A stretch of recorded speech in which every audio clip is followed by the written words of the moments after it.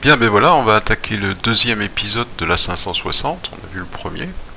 On va faire un léger rappel, rapide rappel de ce qu'on a trouvé dans la 560.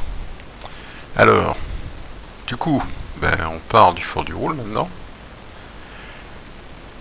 On a l'Angleterre dans le dos. On a trouvé un secteur ici. On a délimité un secteur. Regardez. Là, voilà, on a délimité ce secteur comme étant le secteur probable d'arrivée de notre déplacement. On a trouvé qu'on allait parcourir une distance sur les eaux avec les Z de Neptune, en l'occurrence 2 Z de Neptune, une distance de 20 km. Et on avait isolé là une autre distance a priori qui correspondrait à la distance totale de notre parcours en partant du fort du Roule, identifié comme le septentrion glacé, pour aller jusqu'à notre but. Bien, donc on en était là, et finalement on n'avait pas calculé cette distance encore.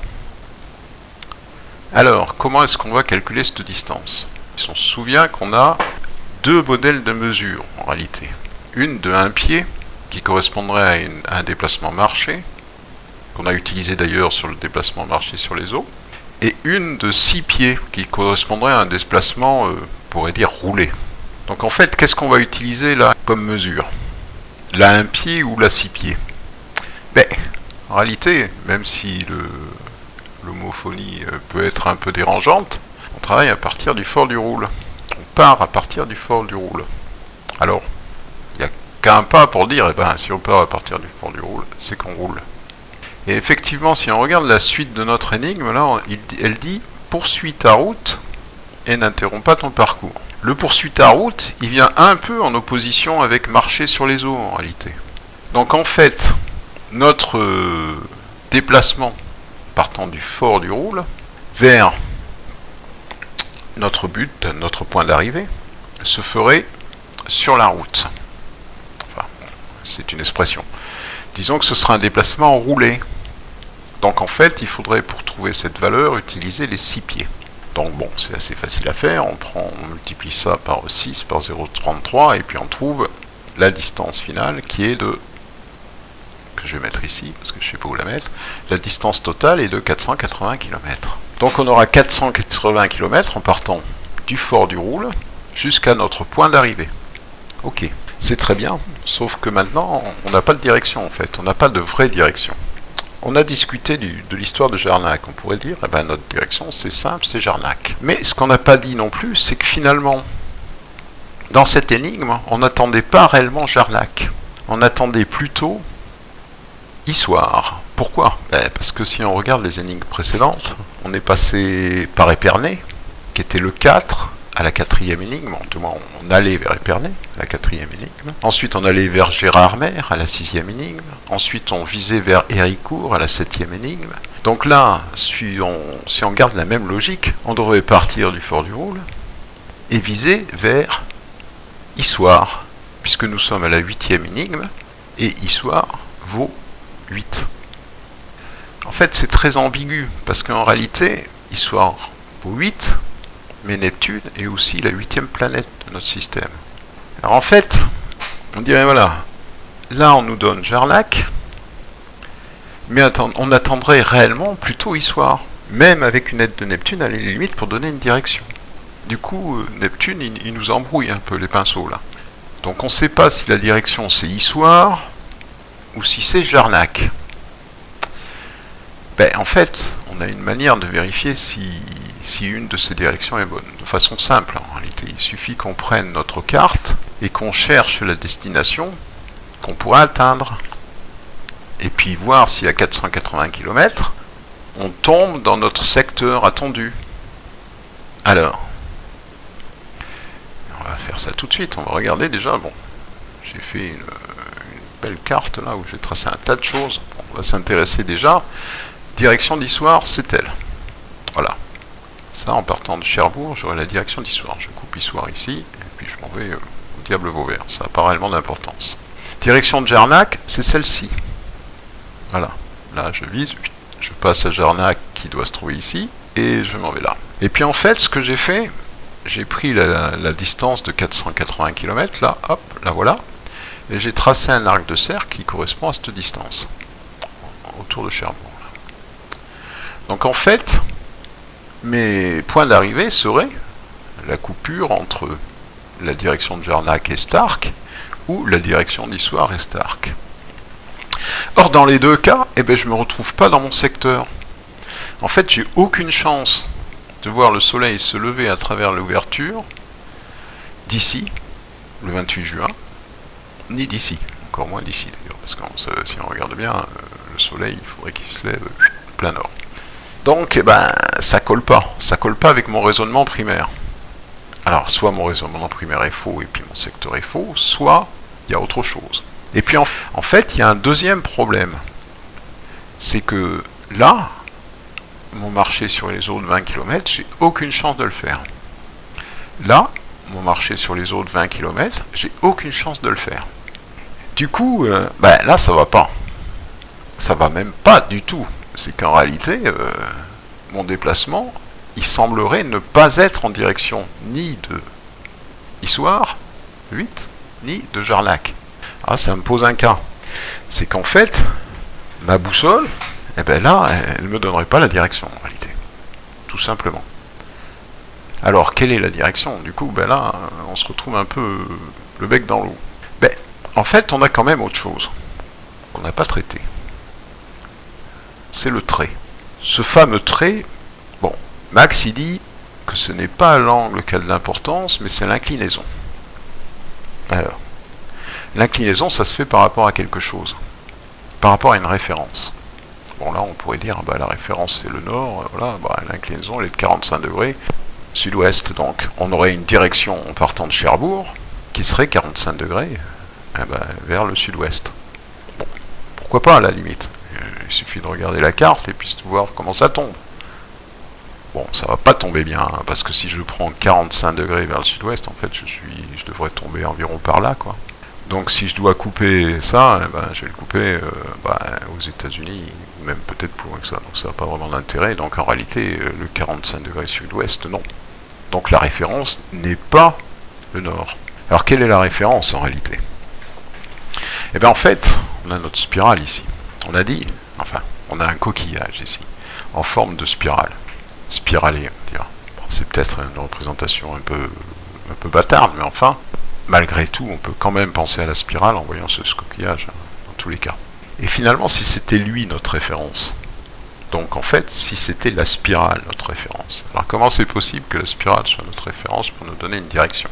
De façon évidente, si Max dit qu'on a une inclinaison, et qu'on choisit d'avoir une inclinaison par rapport à notre déplacement sur la spirale, parce qu'on a dit qu'on est arrivé par la spirale, même si c'est pas vrai, en fait, il est relativement simple de trouver l'angle de 45 degrés qui nous d'inclinaison par rapport à notre spirale. Bon, j'ai pas tracé la spirale ici, mais j'ai repris les droites de traces de la spirale. Donc la spirale, en fait, on sait, là c'est le fameux carré des 4 centres, j'en ai pris que 3. Et en fait, la spirale, elle fait comme ça, elle part comme ça, elle passe un peu au nord, je sais plus exactement par là, et puis hop, elle redescend comme ça. Donc en fait, ici, on passe à Cherbourg, c'était notre configuration sine qua non, qui nous avait permis de calculer la fameuse mesure, enfin la valeur du pied, de 0,33. Donc on passe à Cherbourg, donc on passe à Cherbourg comme ça, le trait du deuxième centre là, qui nous amène jusqu'à Cherbourg, ce trait-là, si on prend 45 degrés par rapport à ce trait-là, ça veut dire qu'on prend 45 degrés par rapport à notre orientation sur la spirale. Puisque la tangente ici sera 90 sur la spirale, donc on prend 45 degrés ici par rapport là. Donc en fait, on tracerait cette ligne-là, qui serait l'inclinaison de 45 degrés par rapport à notre spirale. On pourrait dire notre déplacement sur la spirale à cet endroit-là. Ok, bon, très bien. Donc c'est une troisième ligne qui n'a rien à voir avec notre boussole, ce qui est un peu dérangeant. Il va falloir qu'on réfléchisse sérieusement à ce problème-là. Donc une ligne qui partirait, comme ça. Puisqu'elle est à 45 degrés, l'angle il est représenté ici par ce cercle-là. Et il fait 45 degrés. Bon, ok. On admet, on pourrait dire, pourquoi pas, hein. En plus, au premier abord, ça se passe plutôt bien.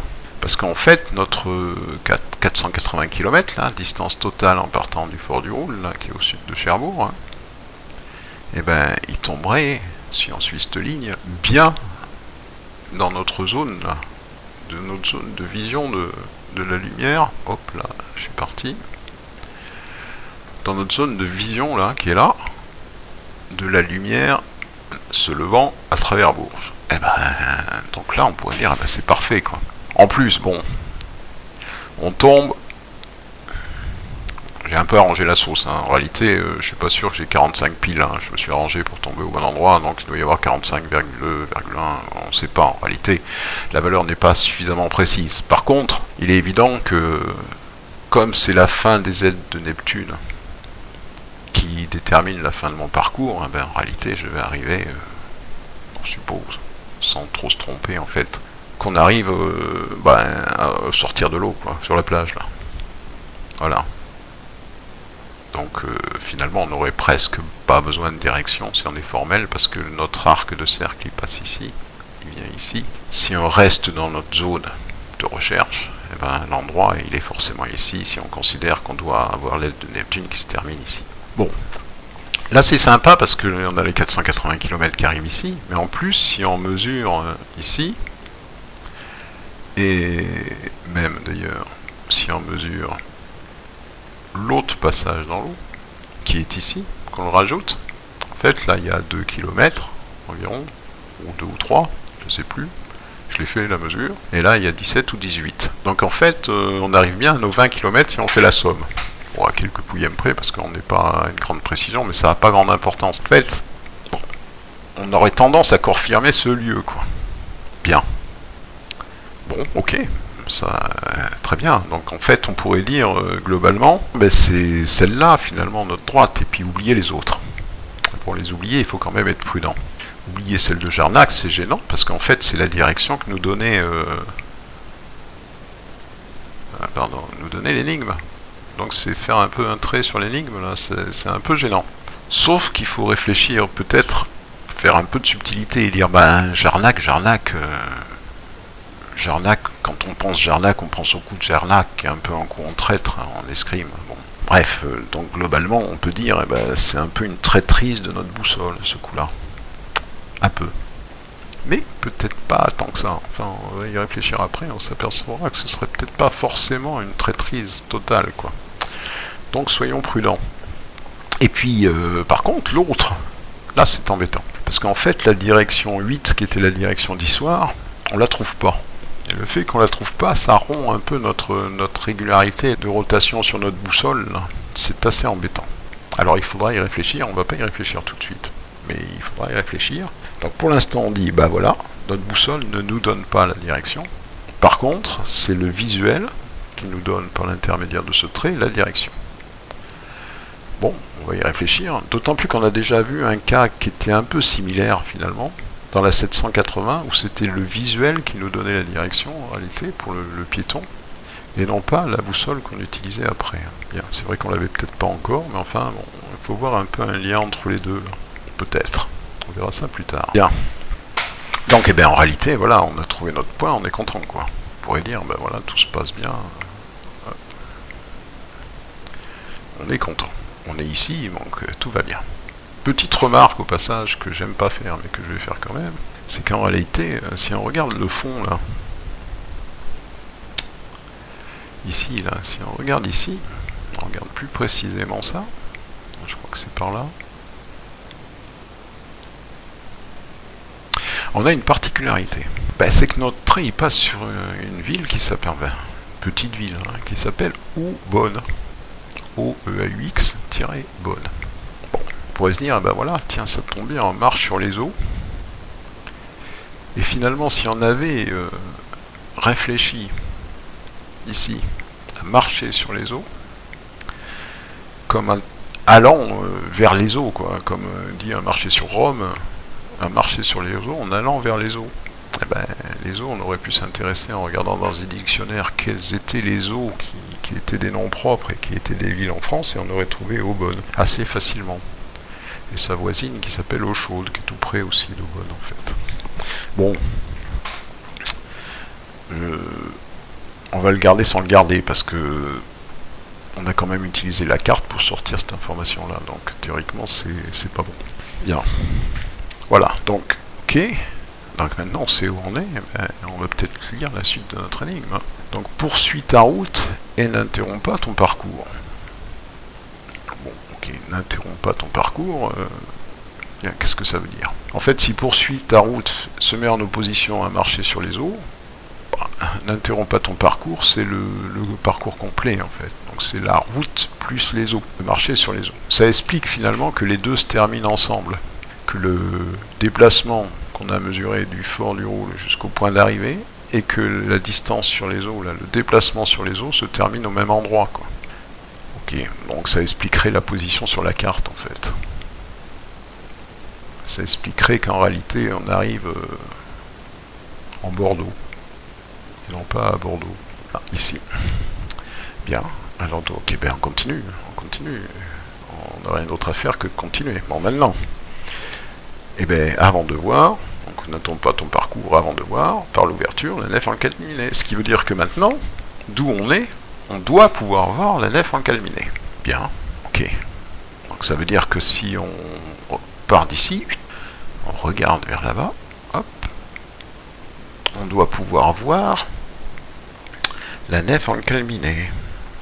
Donc ben, ça revient à tracer un trait qui part d'ici, qui passe pile au centre de Bourges, et puis qui va nous amener au diable vert, on ne sait pas où, pour l'instant, quelque part. Voilà, donc on n'a plus qu'à se reporter sur carte, et puis on va pas prendre n'importe quelle carte, on va prendre notre 989 maintenant. Et ben, on va chercher cette carte-là, où je vais déjà tracer des traits d'ailleurs. Hop, voilà. Bon, c'est moins joli, c'est pour ça que je l'utilise pas, parce que c'est pas terrible pour faire la présentation, mais bon, j'ai repris donc mon trait qui partait du fort du Rhône, je me suis aligné donc au sud de Cherbourg, donc j'ai repris le même trait que j'avais sur l'autre carte, hein, qui allait ici, qui arrive ici, donc ici, sur la Gironde, là, puis voilà, ben, j'ai plus qu'à tracer mon trait maintenant de ce point-là, et ben, jusqu'à mon ouverture, qui se trouve ici.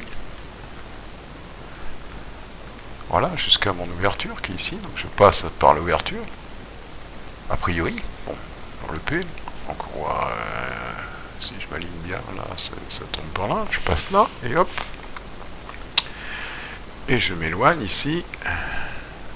Je sais pas où en fait. Jusqu'au bout, là. Je m'en vais jusqu'au bout de la France, quoi. Je passe les frontières. Là. Je dis après les frontières, ça ne m'intéresse plus. Bon. Déjà, ben, du coup, ben, je remarque quelque chose d'un peu particulier, quoi. J'aurais dû me douter, d'ailleurs. C'est qu'ici, mon trait, eh ben, il passerait à Jarnac. Donc Max, il nous a fourni une correction de cette direction, comme il le fait habituellement. Et on passe à Jarnac. Alors, du coup, qu'est-ce qu'on doit comprendre ici? Parce qu'on avait vu Jarnac, là. Mais notre ami Neptune, c'est pas lui qui supporte Jarnac, puisque la direction 480, elle partait du fort du Roule, et elle descendait jusqu'à notre point, et non pas celle qui partait là. Ok. Mais, en fait, bon, c'est un petit piège, c'est pas réellement un piège, mais c'est un peu une traîtrise de Jarnac, en fait. C'est un peu un coup de Jarnac. Et en réalité, Neptune nous fournit bien, indirectement, une deuxième direction. Alors, non. Pourquoi je dis ça? Parce qu'en fait, Neptune a bien fourni la direction ici, bon, par l'intermédiaire des distances, hein, des deux distances, distance O et distance totale, qui nous a permis de trouver le point où on allait. Il nous fournit une direction ici, vers Jarnac, pour aller chercher probablement notre nef encalminée. Ça fait deux directions. Bien, Neptune, c'est un dieu qui est représenté avec un trident. On l'a vu le trident dans l'énigme précédente. On pourrait associer les dents de notre trident dans l'énigme précédente, c'est des flèches d'ailleurs, assez facile. Donc ça ferait deux flèches, peut-être qu'il en manquerait une, et la dernière serait peut-être la fameuse direction Issoire, qui serait donnée aussi par Neptune du fait que c'est la 8e planète de notre système solaire. Bon, on verra ça plus tard. Pour l'instant on se dit, ben voilà, ce 9 il sert effectivement à nous donner la direction de Jarnac une fois qu'on est arrivé au point d'arrivée ici, là. À notre point d'arrivée. Bon, ok. Donc on garde ça, et ben on continue. On n'a pas tout à fait fini notre histoire, là. On a pris notre trait, il passe par Jarnac, et puis on l'envoie Diable Vauvert. Mais qu'est-ce que ça va nous donner, ça? Parce qu'en fait, ben, c'est bien, mais comment voir la nef encalminée comme ça, quoi? C'est impossible. Il doit y avoir une solution. Ben, en fait, sur ma carte, il manque quelque chose. C'est un trait qu'on a fait là, 600, et qu'on n'a jamais utilisé, que j'ai pas là, que je vois pas, mais on va le mettre. Hein. Voilà, ben, on a mis ce trait, voilà le trait là en question là. Il part de là, je devine ce que c'est, il part donc de Rousseau, et il va vers Forbach.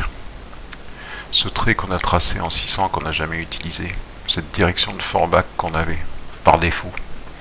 Et ben la voilà, on la trouve ici. Et ben du coup, là ça devient intéressant. Bon.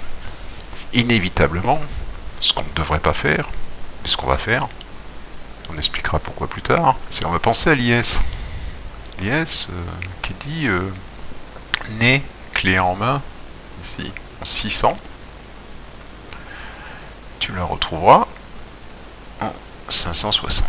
Là, on se dit c'est extrêmement simple. Si on a bien compris ce que ça voulait dire, eh ben, ce qu'on cherche, c'est ici. Il n'y a pas de secret. On a tracé notre trait là. Et là, on avait notre trait qui était né clé en main en 600. Donc, eh ben, il n'y a plus qu'à aller jeter un oeil ce qui se passe là-bas. Alors, on est où là? Donc voilà, on tombe. Alors, on revoit ça un petit peu plus précisément là. Puisque j'ai mis les trains rouges parce qu'on voyait pas très bien, donc en fait on tombe ici, ça tombe à peu près sur l'autoroute là, la 4 là, ben, entre Carling et Saint-Avold dans ces eaux là. Bon, ok, donc ben, on va prendre notre pas document de référence mais notre document d'usage courant habituel pour voir où ça tombe, ben, notre atlas routier, et puis regarder ce qui se passe ici. Bon, ben, on fait ça, on va chercher. Hop. Donc voilà notre atlas routier. Donc en fait on tomberait par là, vers l'autoroute ici. Là, il y aurait le moulin d'Ambach. Bon, ouais, tiens. Est-ce que ça ferait une bonne nef encalminée ici là? Peut-être ça tomberait pile là d'ailleurs. Hein. Peut-être en fait. On pourrait dire, ben voilà, j'ai trouvé la nef encalminée, ben c'est le moulin d'Ambach. Ok. Ok, bon, pourquoi pas. On va dire, bon c'est bon, là j'ai fini mon énigme, hein, j'ai trouvé, mais on a quand même quelques références qui traînent en réalité dans notre histoire, heureusement, dans les énigmes précédentes. Finalement, on a la 600, puisque c'est la 600 qui nous permet d'arriver là, qui nous dit aussi la clé se cache sur un navire noir perché. Or, pour nous, le navire noir n'était pas un moulin. On s'en souvient bien, le navire noir. C'est ce qu'on a trouvé à l'énigme précédente, et c'était une centrale électrique. C'est moins romantique, probablement, mais plus réaliste. En fait, si la clé se cache sur le navire noir, eh bien la clé, c'est centrale électrique. Donc, eh bien, centrale électrique, entre Saint-Avold et Carling, il y en a une. Une grosse centrale électrique, qui est ici. C'est la centrale Émile-Huchet. Alors, du coup, comme on dit que la clé joue un rôle, eh ben ce qu'on va prendre, c'est pas le moulin d'Ambach ou autre chose, ou une nef quelconque sous la forme d'une église. Eh ben ce qu'on va prendre pour l'instant comme nef encalminée, eh ben ça va être la centrale électrique Émile-Huchet qui se trouve entre Saint-Avold et Carling. Bon, on va dire pourquoi pas, hein, à la limite, il n'y a pas de raison, puisque c'est ce qu'on trouve. Si c'est ce qu'on trouve, c'est ce qu'on prend. Donc on prend. Alors prendre, c'est dire quoi? Si on reprend notre énigme là, on nous disait, avant de voir par l'ouverture, la nef encalminée. Bon d'accord, on dit, bah allez, ben, la nef encalminée, c'est la centrale Émile-Huchet, qui est entre Saint-Avold et Carling. Ok. Puis il nous dit après, sans dévier d'un pouce, tire un trait. Bon, en fait on a déjà tiré un trait. Mais bon, puisqu'il nous dit de sans dévier d'un pouce, eh ben, on va peut-être améliorer notre trait, là, puisqu'il lui manquait un peu de précision. Donc on va retourner sur notre 989, là, et puis dire, ben, la centrale, en fait, elle est là. Elle n'est pas ici, le moulin, là ce serait la centrale. Donc ben, on va tirer notre trait, on va l'améliorer. On va dire ben, la centrale, elle est exactement ici, au bord de la route ici qui montait, et juste au-dessus de l'autoroute, elle est entre Carling et Saint-Avold, juste là. Et là, ben voilà, on est content, on a tiré notre trait. Bon, on vérifie qu'il passe bien toujours à Jarnac, qu'on ne s'est pas complètement décalé, puisque c'était notre point intéressant en fait. Ouais, et on peut dire qu'il y passe plutôt bien, hein, même extrêmement bien, voilà. Donc on a tracé notre trait en fait, on a retracé ce trait là en faisant une précision. Bon, ok, très bien. Bon, on voit pas trop pourquoi pour l'instant. On pourrait s'arrêter là et dire bon voilà, on a trouvé notre centrale Émile-Huchet, c'est la nef encalminée, et puis hop, on passe à l'énigme suivante. On pourrait le faire. Mais dans notre énigme, il y avait autre chose. Il y avait autre chose, il y avait cette histoire de cherche l'ouverture qui révèle la lumière céleste. En fait, on l'avait utilisé en disant, bah voilà, on cherche l'ouverture, on fait la révélation de la lumière céleste à travers l'ouverture. Ok. Et puis il y a ce sans dévier d'un pouce ici, tire un trait. Bon, c'est vrai qu'on a corrigé un peu notre tir, donc on pourrait dire qu'on n'a pas dévié d'un pouce. Et finalement, ça, inévitablement, ça nous fait penser à une mesure.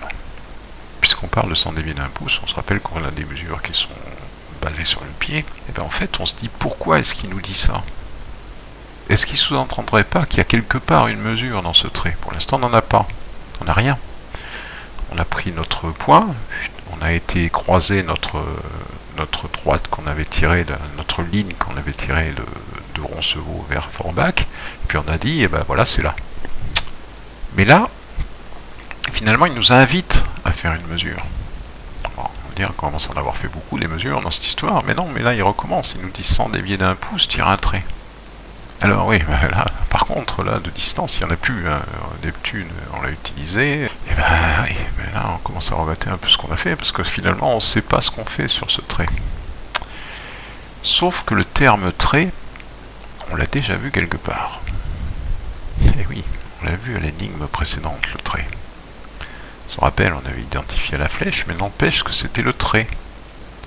Et en réalité, on se rappelle comment on avait dit que finalement, notre trait il s'abattait tout le long du trajet, sous la forme d'ombre, entre Golfe Juan et notre point d'arrivée de la flèche. Et finalement, lui, ce trait, il était associé à une distance, voire une distance très précise. On avait dit que ça faisait 400 km,4, donc une distance de grande précision. Alors, on peut se dire, si on reprend le même trait, finalement. Bon, ça peut paraître bizarre, mais comme le terme est le même et qu'on a déjà joué sur ces termes en fait. On se rappelle que quand on avait pris le chemin, on avait joué sur le terme chemin qui était présent aussi dans la 530 et dans la 470. On pourrait dire que les termes qui sont utilisés se répètent, qu'il y a une forme d'unité dans les termes. En fait, le trait se référerait au trait qu'on a tracé précédemment dans la 420. Et du coup, maintenant, ce trait il fait 400 km. 989, le trait, là, il y a plus de 400 km. Sauf qu'il y a un léger détail. Et ça, c'est un peu Max qui nous a informé sur ce léger détail. Il a toujours dit, finalement, que le trait est relié l'ouverture à la nef. En fait, notre trait, il part bien de là, puisqu'on l'a retracé de là. Mais, il dit, il relie l'ouverture à la nef. Et si notre distance de trait qui nous intéressait, qui est celui-là là, d'ailleurs, qui est encore présent là, est relié l'ouverture à la nef, du coup c'est facile, il suffit de vérifier. C'est-à-dire, voilà, on va partir de la nef, l'ouverture, qu'importe, on part de la nef, et puis on trace un trait qui fait 400 km,4, et puis on dit, où va-t-on tomber? À l'ouverture, normalement, c'est tout. Si on ne sait pas tomber, on tombe à l'ouverture.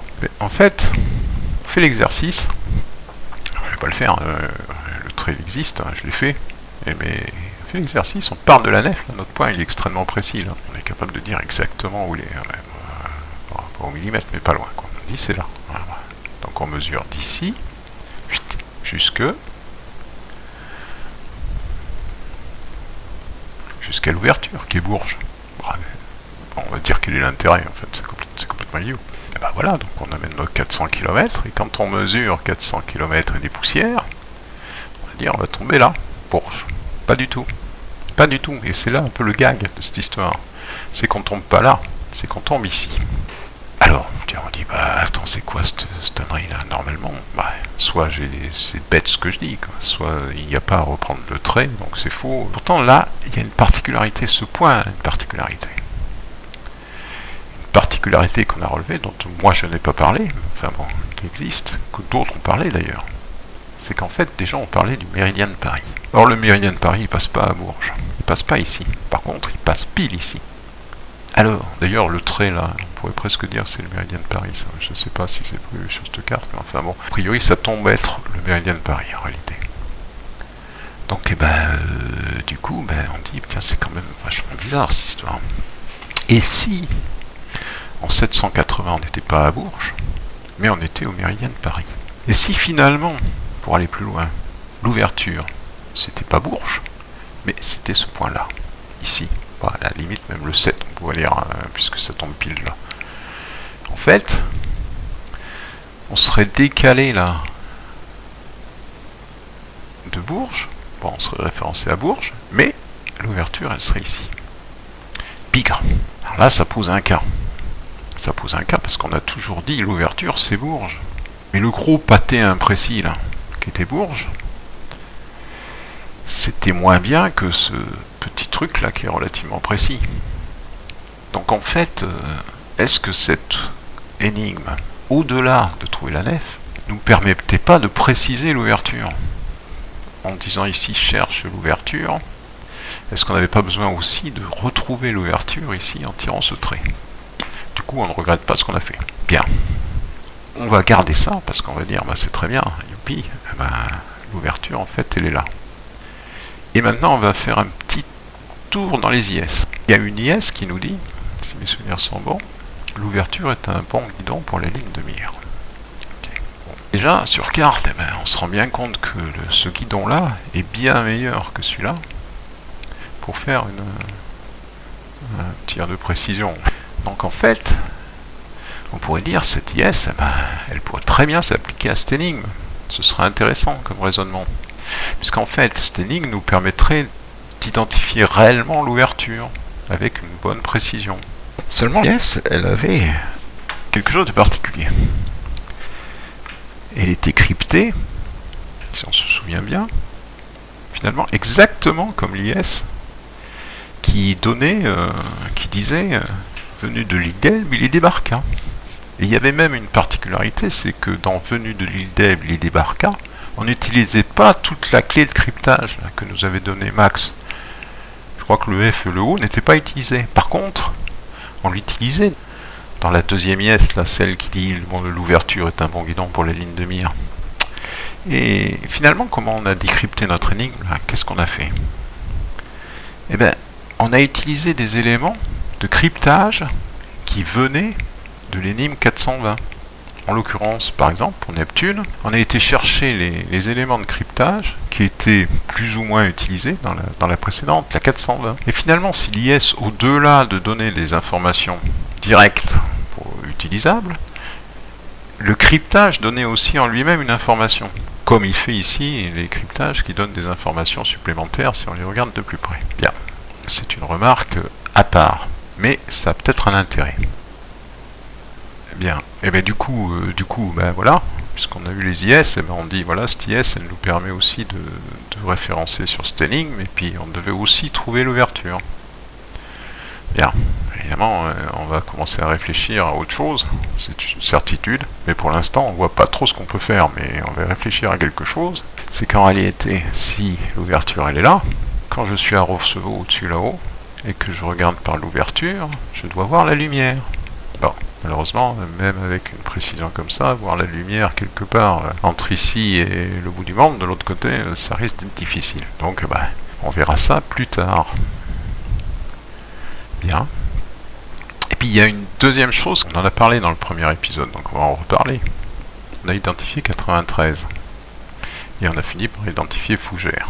Et derrière l'identification de Fougère, il y a cherche l'ouverture qui révèle la lumière céleste. Et, bon... Là, on s'appuie un peu sur un QR, donc j'aime pas trop, mais enfin on va le faire quand même. Si on regarde un peu sur la carte, finalement il y a les deux Z de Neptune dont il est question, elles se passent ici, là, les Z pour marcher sur les eaux, et plus bas. Et entre les deux, j'ai Fougère. Et Max, eh ben, il a dit qu'il fallait faire quelque chose entre les deux Z de Neptune, ce que je n'ai pas fait, j'ai rien fait entre les deux Z de Neptune. Si Fougère intervenait entre ces deux Z, qu'est-ce que ça veut dire, intervenir entre ces deux Z? Eh ben... Puisqu'il me dit dans l'énigme, cherche l'ouverture qui révèle la lumière céleste. Maintenant, j'ai une ouverture. Beaucoup plus précise que ce que j'avais. Bon. Du coup, je pourrais dire, à partir de Fougère ici, puisque je sais que Fougère joue, je peux très bien relier Fougère avec mon ouverture précise, ce coup-ci. Là-bas, et j'aurais peut-être quelque chose à trouver. Bon. Je vais pas le faire, mais je vais le garder. Je vais y réfléchir plus tard. Et ce sera peut-être pas négligeable comme réflexion. Bon, on peut dire qu'on a fini cette énigme, puisqu'on a trouvé la nef encalminée, qui est en réalité la centrale Émile-Huchet.